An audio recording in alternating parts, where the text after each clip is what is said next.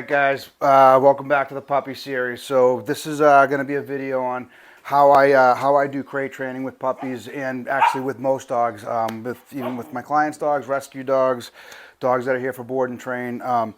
So first thing I do with any dog, second I brought this puppy home a few weeks back, right when we got in the house, the very first thing I do is I put their food in the crate and I shut the door, okay? I do this with every dog. Even the people that tell me that their dogs hate the crate and they can't get their dogs to go in the crate, like we take a Kong, we take something that we know the dog loves. If their dog is hungry, we put it in the crate, we shut the door. The idea here, guys, is to create some anticipation. The dogs usually start like circling the crate, they'll start pawing at it. So total disclaimer here, I already shot this video and fed him his lunch in here, and this microphone wasn't on and the audio was shit. So I'm redoing it. He's not nearly as hungry as he was the first time I did it. So, anywho, typically he's a puppy. He's still going to probably start pawing at it. They start pawing at it. So this is my go-to to introduce the crate. Listen, guys, the crate training is exactly that. It's two words. It's crate training. You cannot take a puppy or a new dog and put it in a crate and go to work for 8 hours and not expect it to freak out and then say, he hates the crate, we tried the crate training, it didn't work. Okay? Dogs inherently like to be in confined spaces. They are den animals. This dog, when he's not in the crate, loves to go under my desk that has 3 sides and a roof on it. It's basically a crate without a front door on it. That's where he chooses to go whenever he can if I'm not sitting at my desk. It's very natural for them. So introducing this crate to them in a positive way is huge. So if the first time your dog ever goes in the crate is when you pick it up and put it in there, or you're pulling it in on a leash, you force it in there, that right there creates a negative association with it right off the bat. So this is the opposite of that. What I want to do is create some anticipation for the dog to think that it's my idea, the dog's idea, to go in here, right? So he's pretty calm, but if he's, usually when they're pawing at it, I'll let them go in there. Come on, buddy, you want to go and get there? They go in there, and then I shut the gate and I let them eat in there, okay? This is what I did the first day that I had him right when I got home. I didn't wait until I went to bed that night to show him his crate the first time. I did it right away. And then he had his dinner in the crate that night. I use the, I don't know, there it is. I use Kongs. We usually freeze them. We'll put yogurt in there, or we put some of the spray and stuff that you can put in there. There's all kinds of stuff you can put in there. But the idea is you freeze them, so it takes them a long time to get it. So a long time to chew it and dissolve it. And if you manage this the right way, meaning if you know your puppy's bladder is empty, you've seen it pee and poop, you had it out, you walked it, you played with it, you did some mental and physical stimulation with the dog, it should be fairly tired by that point. You give them a frozen Kong, by the time they're done chewing it, they're usually just, they're pooped and they pass out. So a lot of this is kind of, like I said, managing when you're actually putting them in there, okay? So those are like just my go-tos. There's a ton of videos, again, like everything else out there, getting the dog to go in and out of the crate on their own. You see, I wouldn't put a puppy in there and then shut the door and then leave them in there for an hour and let them freak out. It's about very short pictures for them. Let them go in, shut the door, let them back out over and over again as much as you can. The key to crate training, guys, is being home. And crate training happens when you're at home, not when you leave for work. I know a lot of people are in situations where they can't take time off, but if you, whatever you can do to take time off when you get a new dog or a puppy, take a few days. That'll help you so much with your crate training, okay? So you start by being at home. So at the beginning, you want to, once your dog gets comfortable going in and out of the crate, like I said, start feeding meals in there. Then it's time to start creating a little bit of distance from the dog in there. So this is a Kong stuffed with some liver treats that he's going to go in there. All right, so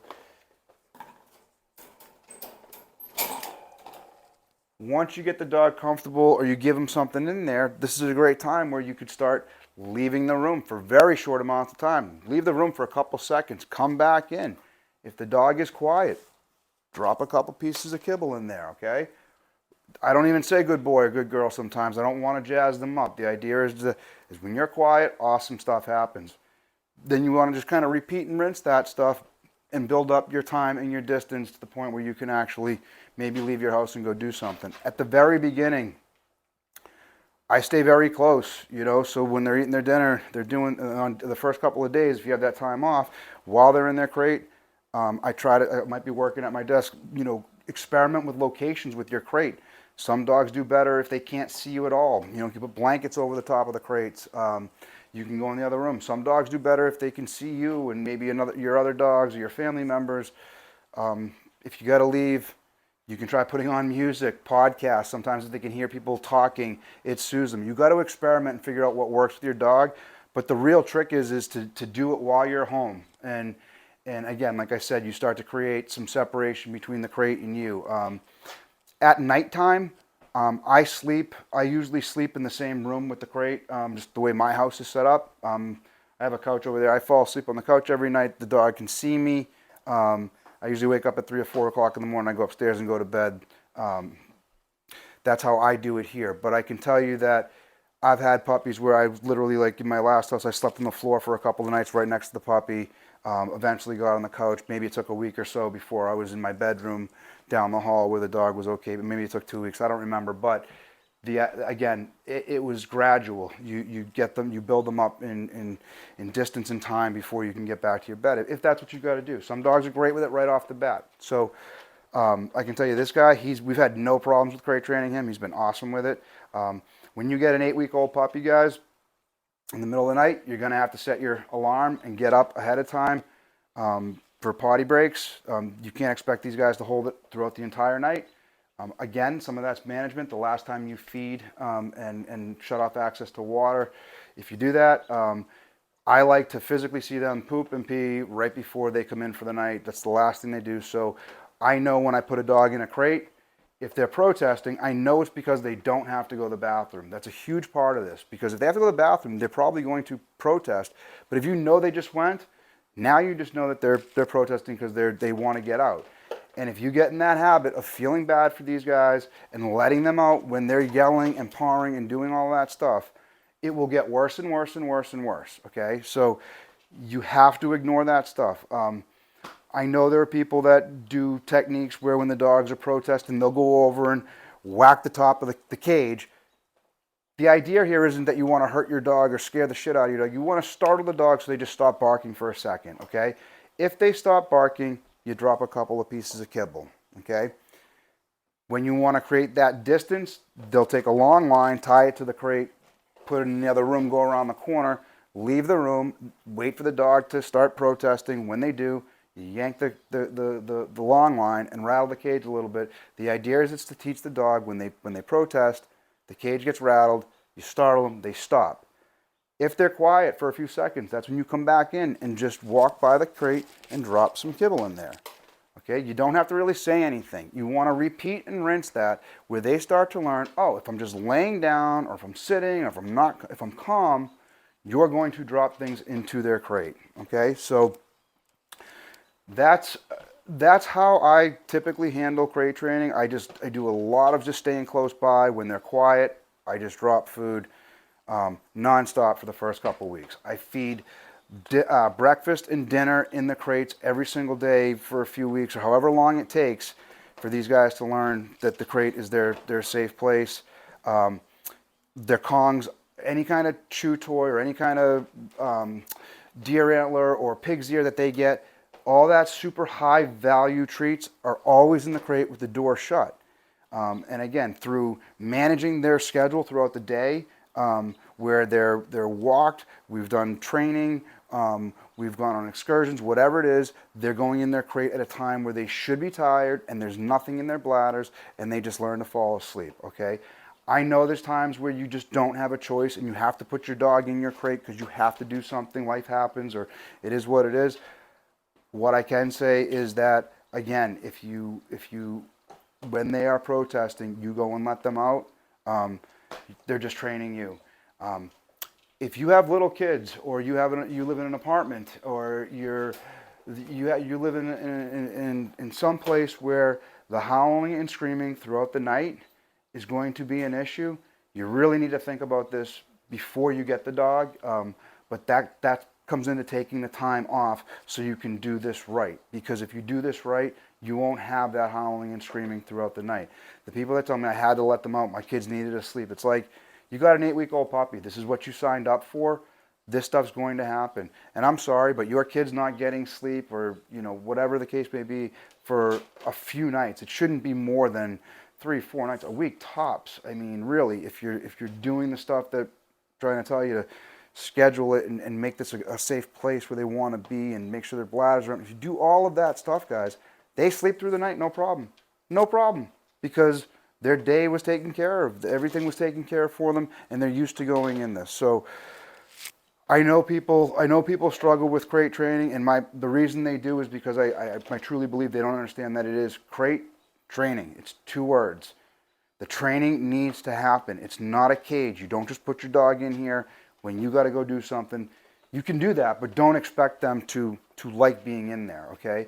If every time you're done playing, you put them in there, or every time you put your dog in a crate, it sees you leave for 8 hours, yeah, you're probably going to create some anxiety. So crate training while you're home, so it's not that big of a deal, is going to go a long way for when you need to put them in the crate when you actually do need to go, okay? Last thing, last but not least, letting your dog out of your crate, just something I do with every single dog. I never let the dogs bolt out of the crate, okay? The dog must be sitting. Some dogs, if they're super anxious, I don't even care if they're standing, but I like them to be sitting, and they have to wait for me to invite them out. So the way you do it is you just open your crate, you unlatch it. When I start to open this door, he's probably going to try to bolt out. If he does, I would just shut the door in his face. Good job. The idea here, though, is that I have the crate door wide open like this, okay? He's not bolting out, and he needs to be invited out, okay? Kaiser, let's go. Come on, let's go. Come on. Yes, good boy. He likes his crate too much. I guess I'm doing something right. So, again, like all my videos, there's a million ways to do this stuff, guys. I'm not going to get into why you should crate train. If you think this is a cage or you think this is mean, that's on you. I can't imagine not crate training. I'm not going to go in and lecture people on why they should do it. If you're here, you're obviously you want to learn how to do it, hopefully. So this is just what I do. Find what motivates your dog. If it's toys, food, whatever, make it a comfortable place for them. Make them a place that they want to go in. So like most of the videos that I do, I don't script anything. I'm just telling you what I do. If this stuff's not working for you, there's plenty of other things that you can research and look up on how to do. A million different ways to do this. This is just what I do and been successful. And I can tell you that if what I was doing wasn't working, I would try to find another way to do it. But I don't know, for whatever reason, this has been my go-to. Dogs seem to catch on pretty quick. I can just tell you that the biggest trick is training while you're home, not when you're away.